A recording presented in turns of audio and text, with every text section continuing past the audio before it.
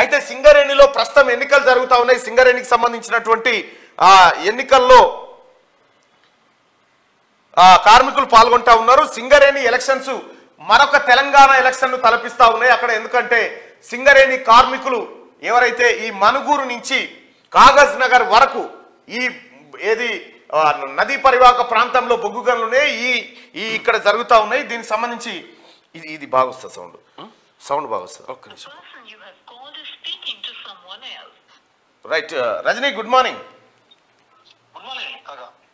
ఏంది సింగరేణి ఎలక్షన్స్ ఎట్లా జరుగుతూ ఉన్నాయి? సింగరేణిలో కార్మికులు ఏమనుకుంటా ఉన్నారు? తెలంగాణ బొగ్గు గని కార్మిక సంఘం నామమాత్రంగా పోటీ చేస్తూ ఉంది.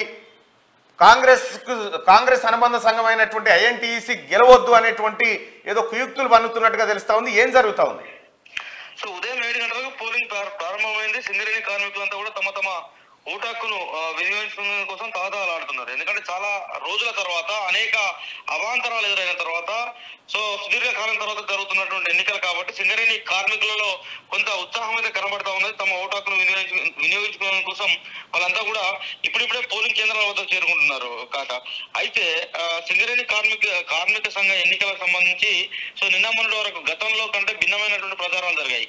సో గతంలో టిఆర్ఎస్ పార్టీ అధికారంలోకి వచ్చిన తర్వాత సింగరేణి గుర్తింపు సంఘం ఎన్నికల్లో చాలా రకాలైనటువంటి ప్రలోభాలు కావచ్చు. ఒకనొక సందర్భంలో చెప్పాలంటే గతంలో ఈ రోజు జరుగుతున్న ఎన్నికల కంటే ముందు జరిగిన ఎన్నికల్లో ఒక్కొక్క కార్మిక కుటుంబానికి తులం బంగారం లేదా 5 తులాల వెండి, వెండి బంగారు నగలు పంపిణీ జరిగితే ఈసారి ఎన్నికల్లో అవన్నీ లేవు. ఎందుకంటే హైకోర్టు చాలా కఠినంగా వివరించింది. సో రాష్ట్ర ప్రభుత్వం ఒకనొక సందర్భంలో ఎన్నికలు వాయిదా వేయడం కోసం ప్రయత్నం చేసింది. హైకోర్టులో కేసు వేసిన తర్వాత హైకోర్టు అయితే ఇక్కడ దాన్ని యాక్సెప్ట్ చేయలేదు, కొట్టేసింది. కాబట్టి సో ఎన్నికల ప్రచారానికి కూడా పెద్దగా సమయం లేదు.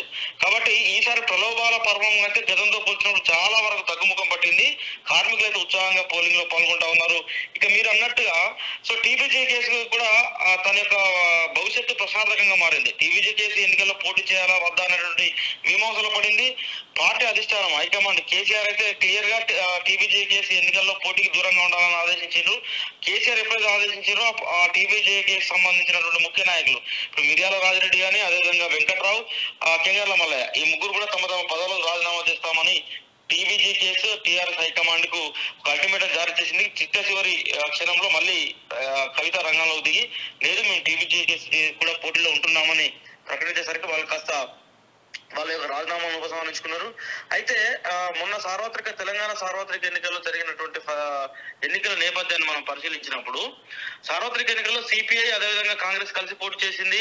సో సింగరేణి గుర్తింపు సంఘం ఎన్నికల్లో కూడా ఈ 2 సంఘాలు కలిసి పోటీ చేస్తాయి. అంటే సిపిఐ అనుబంధ సంఘమైన ఏఐటీసీ, అదేవిధంగా కాంగ్రెస్ అనుబంధ గుర్తింపు సంఘమైన ఐఎన్టీసీ కలిసి ఎన్నికల్లో పోటీ చేస్తాయనే ఒక ప్రచారం జరిగింది.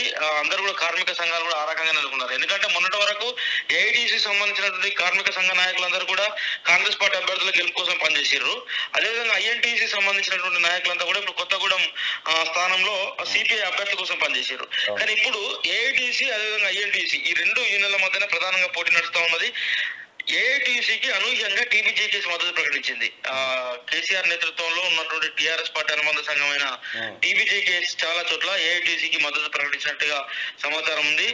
స్థానిక నాయకత్వం అంతా కూడా ఎందుకంటే మేము ఎన్నికల్లో గెలిచే పరిస్థితులు కనబడతలేవు కాబట్టి సో టీబీజీ కేసు గెలిచే అవకాశం లేని చోటల్లా ఖచ్చితంగా మీరు ఏఐటీసీకి మద్దతు ఇవ్వమని కేసీఆర్ అదేవిధంగా టీఆర్ఎస్ నుంచి ఆదేశాలు అందాయి. దానికి అనుగుణంగానే ఆ టీబీజీ కేసు వారంతా కూడా ఏఐటీసీకి మద్దతు ప్రకటిస్తూ ఉన్నారు. సో ప్రధానంగా పోటీ ఇప్పుడు మనకు అందుతున్న సమాచారం ప్రకారం అయితే ఏఐటీసీ అదేవిధంగా ఐఎన్టీసీ కాంగ్రెస్ వర్సెస్ సిపిఐ అనుబంధ సంఘాల మధ్య ప్రధాన పోటీ ఉండే అవకాశం ఉన్నట్లుగా సమాచారం అంతా ఉంది కాక. రైట్, ఇప్పుడు ఒకటి ఇక్కడ మన అసెంబ్లీ ఎన్నికలు చూసుకుంటే కేసీఆర్ ను ఉంచాలా దించాలా అనేటువంటి అంశం మీద జరిగినాయి. సింగరేణి ఎన్నికలు ఏ అంశం మీద జరుగుతా ఉన్నాయి? సింగరేణి ఎన్నికల్లో అసలు కేసీఆర్ టీఆర్ఎస్ పార్టీ అనేది అసలు పోటీలో లేదు. ఆ పార్టీ యొక్క సిద్ధాంతం కూడా పోటీలో లేదు. వాస్తవానికి కూడా ఏం జరిగింది, తెలంగాణలో ఇటీవల జరిగినటువంటి సార్వత్రిక ఎన్నికల తర్వాత కొంత కాంగ్రెస్ పార్టీ అనుబంధ సంఘమైనటువంటి ఐఎన్టీసీకి కొంత ఊపు వచ్చింది. సో రాష్ట్రంలో ప్రభుత్వం ఉన్నది, సింగరేణి బెల్ట్ అనేది దాదాపు 8 నుంచి 10 అసెంబ్లీ నియోజకవర్గాలను ప్రభావితం చేస్తుంది. దాదాపు 40,000 మంది కార్మికులు ఇప్పుడు ఓటాకును వినియోగించుకోవాల్సి ఉంది. సో ఈ 40,000 మంది కార్మిక కుటుంబాలు అంటే దాదాపు 1,50,000 ఓట్ల ప్రభావం ఉంటుంది. ఐఎన్టీసీ కాంగ్రెస్ పార్టీకి సంబంధించి ప్రధానంగా 2 మంత్రులు, ఒకటి పొంగులేటి శ్రీనివాసరెడ్డి ఖమ్మం ఏరియాలో కొత్తగూడెం కావచ్చు, ఇల్లందు కావచ్చు, సత్తుపల్లి, భద్రాచలం, సో ఈ ప్రాంతంలో మంత్రి పొంగులేటి శ్రీనివాసరెడ్డి ప్రతిష్టాత్మకంగా ఎన్నికలను తీసుకున్నాడు. కాంగ్రెస్ పార్టీ గుర్తింపు సంఘమైన ఐఎన్టీసీని ముందరుండి నడుపుతా ఉన్నారు. పొంగులేటి శ్రీనివాసరెడ్డి నేతృత్వంలో అక్కడ కార్యక్రమాలు నడుస్తా ఉన్నాయి. అదేవిధంగా ఇటు మనకు భూపాలపల్లి కానీ, గోదావరి కానీ, మంచిర్యాల, శ్రీరాంపూర్, మందమర్రి, సో ఈ ప్రాంతాలలో ప్రధానంగా మంత్రి శ్రీధర్ బాబుతో పాటు కాంగ్రెస్ పార్టీకి సంబంధించినటువంటి ఎమ్మెల్యే వివేక్ అండ్ వినోద్ ఆ టీం పనిచేస్తా ఉన్నది. సో ఇట్లా కాంగ్రెస్ పార్టీ ఏమో మంత్రులు నేరుగా రంగంలో దిగి సింగరేణి గుర్తింపు సంఘం ఎన్నికల్లో ఐఎన్టీసీని గెలిపించేటువంటి బాధ్యతలను భుజానికి ఎత్తుకుంటే, ఇక ఏఐటీసీకి ఏంటంటే సహజంగానే కొంత ఉద్యమాలు, పోరాటాల చరిత్ర ఉంటుంది. సో కార్మిక సంఘాల హక్కుల కోసం సో ఉద్యమాలు చేయాలన్నా, పోరాటాలు చేయాలన్నా, ప్రభుత్వాల మెడలు వంచాలన్నా కూడా పోరాడే సంఘం ఉండాలనేటువంటి ఒక ఉద్దేశంతో ఆ విషయాన్ని కార్మికులకు చెప్తూ ఏఐటీసీ ప్రధానంగా ప్రచారం చేపట్టింది. ఏఐటీసీకి అడ్వాంటేజ్ ఏంటంటే మనం చెప్తా ఉన్నాం ఇప్పటిదాకా, సో టీబీజేకేఎస్ మద్దతు ప్రకటించడంతో పాటు సిఐటియు కూడా, సిపిఎం అనుబంధ సంఘమైన సిఐటియు, అదేవిధంగా ఇతర విప్లవ కార్మిక సంఘాలు కానీ, సో కొన్ని చోట్ల గెలవలేని చోట్ల కూడా ఏఐటీసీ మద్దతు ప్రకటిస్తా ఉన్నాయి. కాబట్టి కొంత ఒక కూటమిగా కాంగ్రెస్ పార్టీ ఏమో సింగిల్ గా ఎన్నికల బరిలో దిగితే ఇతర యూనియన్లన్నీ కూడా ఏఐటీసీకి మద్దతుగా, ఇప్పుడు సిఐటియు కావచ్చు, టీబీజేకేఎస్ కావచ్చు, ఇతర కార్మిక సంఘాలన్నీ కూడా కొంత ఏఐటీసీకి మద్దతుగా ఉన్నాయి. కాబట్టి కార్మికుల యొక్క ఆలోచన, ఒకవేళ ప్రభుత్వం అధికారంలో ఉంది కాబట్టి కాంగ్రెస్ పార్టీ అనుబంధ సంఘంతో కార్మికుల యొక్క హక్కులు సఫలమవుతాయి అనుకుంటేనేమో ఐఎన్టీసీ వైపు వెళ్ళే అవకాశం ఉంది. లేదు, ఖచ్చితంగా ఉద్యమాలు, పోరాటాల ద్వారానే మనం ప్రభుత్వాల మెడలు వంచుకునే అవకాశం ఉంటుంది. ఎస్పెషల్లీ రేవంత్ రెడ్డి ప్రకటించింది ఏంటికి అధికారంలోకి వచ్చిన తర్వాత అంటే రాష్ట్రంలో ప్రజాస్వామ్యయుత ప్రభుత్వం ఏర్పాటు ఉంటుంది, నియంత్రణ ఉండదు, ఉద్యమాలు చేసుకునేటువంటి హక్కు ఉంటుంది, ప్రజలు స్వేచ్ఛగా జీవించేటువంటి వాతావరణం కల్పిస్తామని చెప్పారు. కాబట్టి సో ఆ నినాదాన్ని ఎత్తుకొని ఏఐటీసీ ఆ నినాదాస్త్రంగానే ఎన్నికల బరిలో దిగింది. రైట్, ఒకటి చెప్పు రజని, ఇక్కడ గతంలో సింగరేణి ఎన్నికల అంశం తెరపైకి వచ్చిన ప్రతిసారి టీఆర్ఎస్ పార్టీ ఒక ఆరోపణ చేసేది, భారతీయ జనతా పార్టీ కేంద్ర ప్రభుత్వం సింగరేణిని అమ్మాలని ప్రయత్నం చేస్తా ఉంది, కానీ అమ్మడానికి వీల్లేదనేటువంటి మాట చెప్పింది. అసలు వాస్తవానికి రాష్ట్ర వాటానే 51% ఉన్న ధర్మిలా ఇప్పుడు అమ్మకం ఎట్లా సాధ్యమవుతుంది? ఒక రకంగా సింగరేణిని మేమే కాపాడుతున్నాం, ఇక కార్మిక సంఘం ఎన్నికల్లో మాదే విజయం అని గాంభీర్యాన్ని ప్రదర్శించినటువంటి టీఆర్ఎస్ పార్టీ ఈ ఎన్నికల్లో ఏది మన ఓటరాయి కార్యక్రమాన్ని చేస్తా ఉంది. ఓటరాయి అంటే మీకు తెలుసు అనుకుంటా. ఎగ్జాక్ట్లీ కాక ఇప్పుడు సో గతంలో సింగరేణి ఏరియాలో ఉన్నటువంటి సింగరేణి ప్రాంతాలలో కానీ, లేదా బొగ్గులు అండర్ గ్రౌండ్ కానీ, లేదా ఓపెన్ మైనింగ్ కానీ, ఈ ప్రాంతాల్లో ఉన్నటువంటి చోట్ల కూడా సింగరేణిని దేశవ్యాప్తంగా ఉన్నటువంటి వివిధ ప్రభుత్వ రంగ సంస్థలు అన్నింటినీ కూడా భారతీయ జనతా పార్టీ నేతృత్వం ఉన్నటువంటి ఎన్డీఏ ప్రభుత్వం అమ్మాలని ప్రయత్నం చేస్తున్నది అనేది టీబీజేకేఎస్ కానీ లేదా టీఆర్ఎస్ నేతలు చేసినటువంటి ప్రచారం. కానీ ఎన్నికల్లో అటు భారతీయ జనతా పార్టీ పోటీలో లేదు, అదేవిధంగా ఇటు టీఆర్ఎస్ పార్టీ కూడా పోటీలో లేనట్టు లెక్క. సో ఇద్దరు కూడా దాన్ని ఏమంటారు, ఆడలేక మధ్యలో కూడా ఒక సామెత ఉంటుంది కదా. సో ఫస్ట్ వీళ్ళకి ఆడే శక్తి లేదనే విషయం తెలిపింది. ఆట మధ్యలోనే వీళ్ళు సెల్ఫ్ అవుట్ అయ్యి ఈ ఆడలేమని చెప్పేసి బ్యాట్లు మధ్యలో వచ్చేసారు వీళ్ళు. కాబట్టి ఆ ప్రచారానికి తావు లేకుండా పోయింది. ఎందుకంటే టీఆర్ఎస్ అదేవిధంగా బీజేపీ ఈ రెండు పార్టీల మధ్య ఎన్నికలు జరిగినప్పుడు మనం అనుకున్నటువంటి నినాదాలు అనొచ్చు, ఆ రకమైన ప్రచారం జరుగుతుంది. గతంలో కూడా మనం పాదయాత్రలో భాగంగా, వాహనయాత్రలో భాగంగా మనం కూడా సింగరేణి కార్మికులను కలిసినప్పుడు కూడా టీఆర్ఎస్ ప్రచారాన్ని, అదేవిధంగా బీజేపీ ఈ కౌంటర్లను అసలు ఎక్కడ కార్మికులు పట్టించుకున్న దాఖలాలు లేవు. సింగరేణిలో ఎక్కడ ప్రధానంగా కూడా మనకు ఆ కార్మిక సంఘాలకు సంబంధించినటువంటి పునాదులన్నీ కూడా ఐఎన్టీసీ, ఏఐటీసీ, సిఐటియు, సో వీటి బేసిక్ గానే ఉంటుంది. టీబీజీకేఎస్ అనేది జస్ట్ తెలంగాణ ఉద్యమ సమయంలో ఎస్టాబ్లిష్ అయినటువంటి ఒక ఆర్గనైజేషన్ గా, అది తెలంగాణ ఉద్యమం పూర్తి రాష్ట్రం ఏర్పడిన తర్వాత ఇక టీబీజీకేఎస్ యొక్క పునాదులు సింగరేణి ప్రాంతంలో లేకుండా పోయినాయి, క్రమేణా కనుమరుగవుతూ వచ్చాయి. సో కేసీఆర్ అధికారంలో ఉంటే అధికార బలుపు, అధికారం మదంతో కొంత అది కార్మికులను బెదిరించో, భయప్రాంతాలకు గురి చేసో, ఆ ప్రాంతాల్లో ఏమైనా విజయం సాధించడం కోసం మనం ఇంతకుముందు చెప్పినట్టుగా బంగారమో, వెండియో, డబ్బులో పంపిణీ చేసేసి అవకాశాన్ని తీసుకుంటుండే. కానీ ఎప్పుడైతే దాని యొక్క కూరలు మొత్తం తెలంగాణ ప్రజలు టీఆర్ఎస్ కోరలు పీకేసిన తర్వాత టీఆర్ఎస్ పార్టీకి ఎక్కడ ఛాన్సెస్ ఉన్నది? సో టీఆర్ఎస్ పార్టీ అసలు ప్రచారానికే అవకాశం లేకుండా పోయింది. ఇప్పుడు ఒకవేళ టీఆర్ఎస్ పార్టీ ఎన్నికల్లో గట్టిగా పోటీ చేస్తే కవితకి ఎక్కడ ఉండాలి? శ్రీరాంపురంలో, గోదావరికల్లో, లేకపోతే కొత్తగూడెంలో కవితకు ఉండాలి. కవితకు ఎక్కడ ఉన్నది? ఇప్పుడు హైదరాబాద్ లో ప్రశాంతంగా ఉన్నది. కవితక శిష్యులంతా కూడా కేసీఆర్ శిష్యులు, ఇప్పుడు బాలకృష్ణ గానీ, కొప్పుల ఈశ్వర్ గానీ వీళ్ళంతా కూడా సింగరేణి నుంచి ఎదురొచ్చిన నాయకులే కదా. ఎందుకు లేరు వాళ్ళంతా కూడా? కనీసం ప్రచారంలో లేరు కదా. లాస్ట్ కు కింజర్ల మల్లయ్యనో, మిర్యాల రాజిరెడ్డో, వెంకట్రావు, సో వీళ్ళు ఉండాలా ఉండకూడదని చెప్పి నిర్ణయం లేక సతమతం అవుతూ ఆగమైన పరిస్థితి వాళ్ళని నమ్ముకొని. కాబట్టి టీబీజీ కేసు యొక్క ప్రభావం ఎన్నికల్లో లేదు. రైట్. సాయంత్రం ఎన్ని గంటల వరకు ఫలితాలు వచ్చే అవకాశం ఉంది రజని?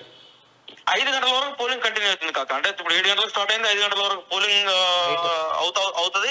7 తర్వాత పోలింగ్ కౌంటింగ్ స్టార్ట్ అవుతుంది. సో 7 తర్వాత రాత్రి 10-11 గంటలకల్లా ఫలితాలు రావచ్చు. తొలి ఫలితం మనకి ఇల్లందు నుండి వస్తుంది. ఎందుకంటే ఇల్లందులో చాలా తక్కువ మంది కార్మికులు ఉన్నారు, ఆ ఏరియాలో చాలా తక్కువ మంది కార్మికులు ఉన్నారు. కాబట్టి మొదటి ఫలితం మనకి ఇల్లందు నుంచి ఎక్స్పెక్ట్ చేయొచ్చు.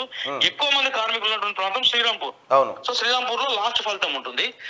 కాబట్టి 7 గంటలకు అది కౌంటింగ్ స్టార్ట్ అవుతుంది. 7 నుంచి అంటే నాకు తెలిసి 9, 8:30-9 గంటలకల్లా ఇల్లందు ఫలితం వచ్చి స్టార్ట్ అవుతుంది.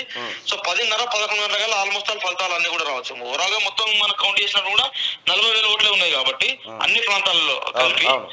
సో ఈ 40,000 సంబంధించిన టోటల్ కౌంటింగ్ మనకు వచ్చేసరికి దాదాపు 11-11:30 కల్లా టోటల్ రిజల్ట్స్ మనకు వచ్చే అవకాశం ఉంది కాక. Right. Thank you Rajani. Right. ఇది సింగరేణికి సంబంధించి. అయితే సింగరేణి కార్మికులను కలుసుకోవడానికి నేను గతంలో యాత్ర చేసి సింగరేణి బెల్ట్ తిరుగుతూ ఉంటే పోలీసు వాళ్ళని పెట్టి మమ్మల్ని రానియకుండా రకరకాల ప్రయత్నాలు చేసినారు. అక్కడ అసలు స్వేచ్ఛల్ని హరించినారు అధికారులు.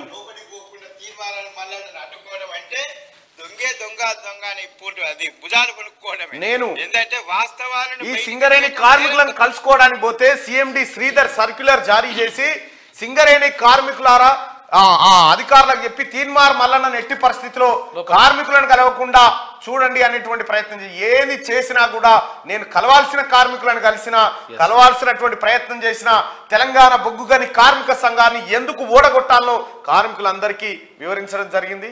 కార్మిక సోదరులారా, దయచేసి ఈ ఒక్కసారి అధికారంలో ఉన్నటువంటి ఐఎన్టీసీకి అవకాశం ఇవ్వండి. ఖచ్చితంగా మీ ఆశయాలు నెరవేరుతాయి. 10 ఏళ్ల పాటు ఈ దొంగను చూసినాం.